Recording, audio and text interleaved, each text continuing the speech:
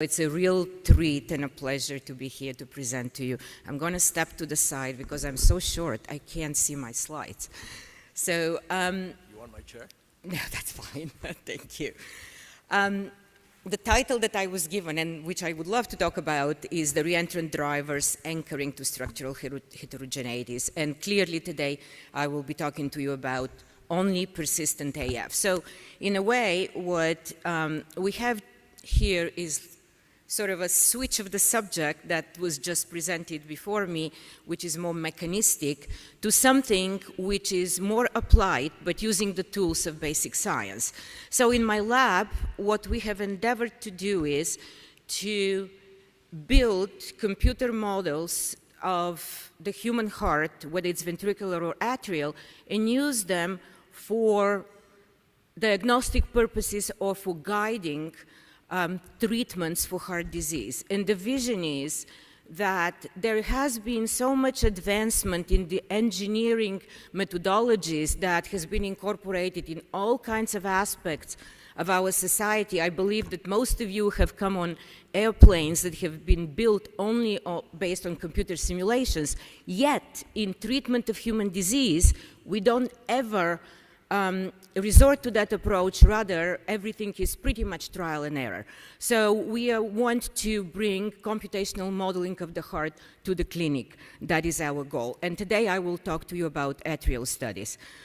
So the goal of this talk is to show you the use of patient-specific atrial modeling to understand the atrial fibrillation fibrosis-mediated substrate. So I'm focusing only on heterogeneous fibrotic substrate with persistent AF, and also the use of patient-specific modeling for guidance of AF ablation. What I will do is I will compare it with two other modalities in retrospective studies and also give you an idea of an upcoming prospective study that we are doing for guidance of AF ablation. So I want to start with a published research. This is a collaboration with the University of Bordeaux, in which we reconstructed 20 patient-specific models. The scans, the MRI late enhancement gadolinium scans were provided to us by the University of Bordeaux. You can see here the various distribution of fibrosis, and these patients have been scanned using a methodology similar to what is done at the University of Utah to be able to very well outline what is the personalized distribution of fibrosis. So in our hands, in my lab, we are using these models to stress them out, if you will. We pace from over 30 different locations to understand what is happening in this fibrotic substrate. So this is only the role of the fibrosis in persistent AF. In pacing them from these many, many locations, we fully understand what is the arrhythmogenic propensity of the substrate. And I want to show you one of these movies where you see many breakthroughs and activations transient, but there is one in this particular case that is rotating right here. There is one persistent rotor. And here is again, the movie showing it, and this is the activation map associated with it, and here is the trajectory that the organizing center, the phase singularity of this reentrant driver inscribes. Now, this was only from one pacing location. We paced from many locations, as I said, and in this specific patient, out of 30-something pacing location, we induce 4 persistent rotors. There are many others that are not persistent, but these existed and form these kind of complex pathways. So in majority of those 20 patients, in about 14 out of them, we found that the reentrant drivers were on average about 3 per patient. So we also endeavored to find out when these rotors exist in the fibrotic substrate, where they are particularly located. And we found that they are not located everywhere, and they are particularly located in regions that are not really dense fibrosis, but they are regions that incorporate interdigitation of more of fibrotic and non-fibrotic areas. And we assess that by creating this variable fibrotic density, where we measure the volume of fibrotic infiltration, and also we used entropy, which is the degree of disorganization. So it tells you how disorganized the fibrotic substrate is. You know, it's not a big blob, but it is distributed. So using these two parameters, we were able to figure out then the reentrant drivers dynamically localized in regions with high fibrotic density and fibrotic entropy. So you have to have mostly at the borders of the fibrotic areas, but not every border is actually equally created, so specific ones. And so we sought further, so this research was published last year in collaboration, as I said, with the University from Bordeaux. And then, so our next stop was how to take this understanding forward. So if they are reentrant drivers that exist because of the fibrotic substrate in human persistent AF, can we actually use that to improve persistent AF ablation with the use of this simulation analysis? So what is really key here? What I want to stress that, and I will continue stressing it throughout the presentation, that if you do computational analysis of the fibrotic substrate, you will generate reentrant drivers that are anchored to this substrate. Most of them, or some of them, is not what's clinically manifested in the patient currently. This is evaluation of the entire substrate. In other words, what is clinically manifested, if you ablate it currently, they might go to the other places that we are calculating. So by doing this computational analysis, and if you drive ablation by that, then you actually have the potential to achieving freedom from AF, because you are targeted not only what's currently manifested, but what is a potential anchoring location in that patient. So to verify that and to compare with the current clinical methodologies, we conducted 2 retrospective studies.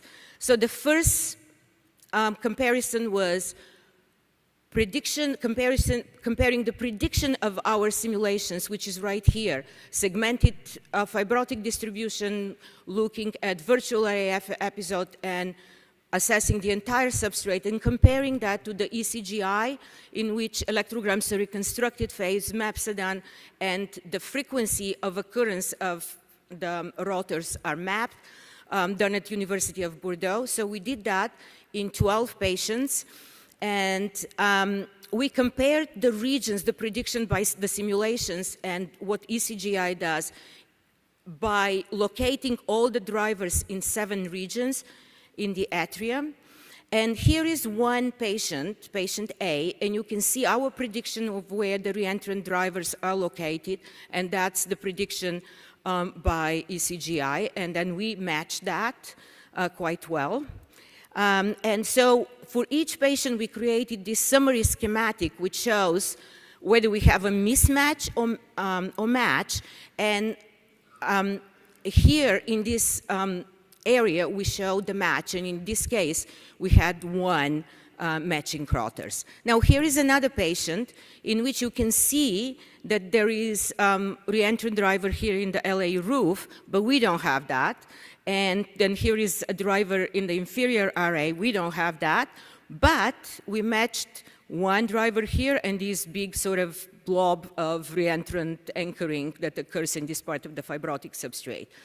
So in this case, we have 2 matches, and then we have 2 mismatches. So that means ECGI identified 2 more locations that we did not identify.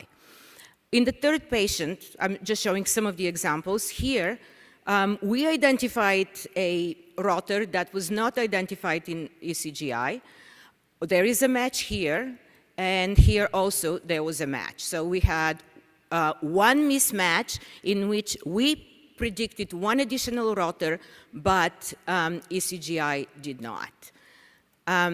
So here is the summary of all the comparison. So we have, between modeling and ECGI, we had 36 cases of match. Here we have some mismatches on both, on the diagonal. So what does that mean? So if we have a rotor that is detected by ECGI, but not detected in the model, that means that the rotor may not be associated with the fibrotic substrate.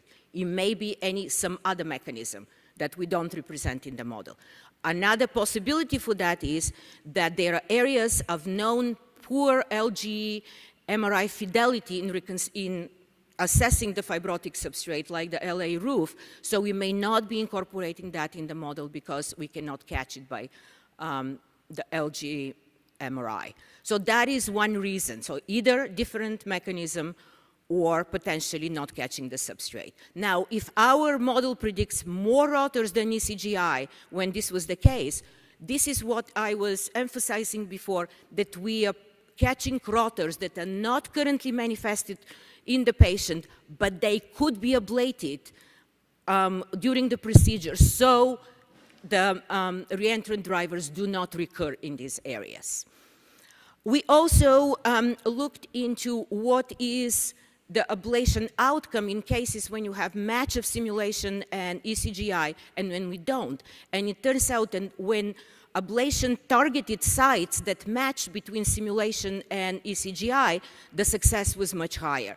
So this resulted in acute ablation success more frequently when we had both match between simulation and ECGI. And then we did a comparison with the firm approach, in which rotors were predicted using that approach and compared to our simulations. And we have done 5 patients. I want to show you only one here. So here is one rotor in the LA roof, and we matched one other. We did not match this one.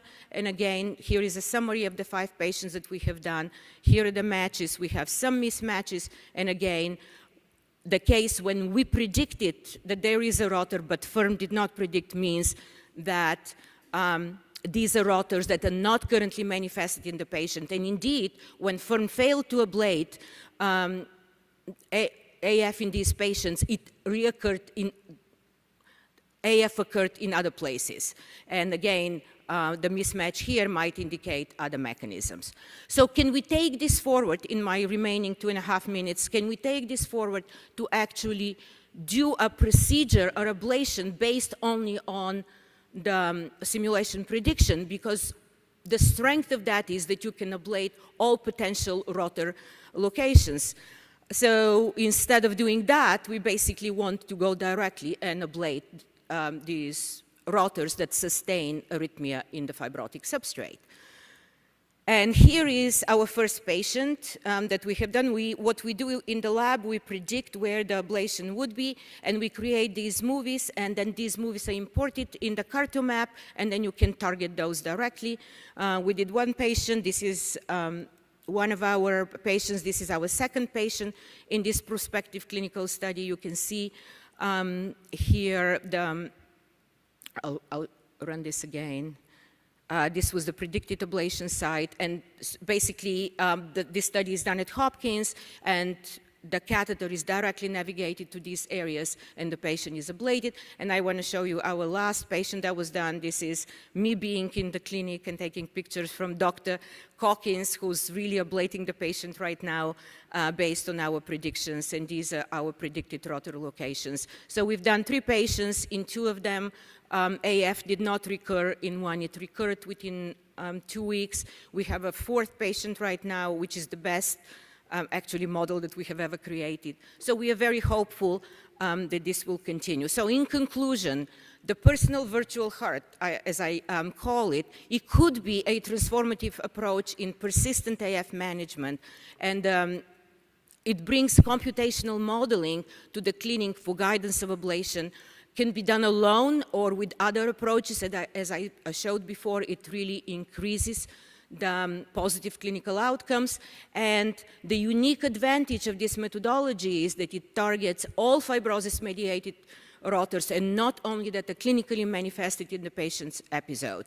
So I want to end by acknowledging funding and collaborators, my NIH Director's Pioneer Award, my collaborators in Bordeaux, and also Dr. Nazarian, who was the first who really wanted to implement with me that in the clinic, and the Hopkins team that has been incredibly supportive in doing the prospective study. Thank you very much.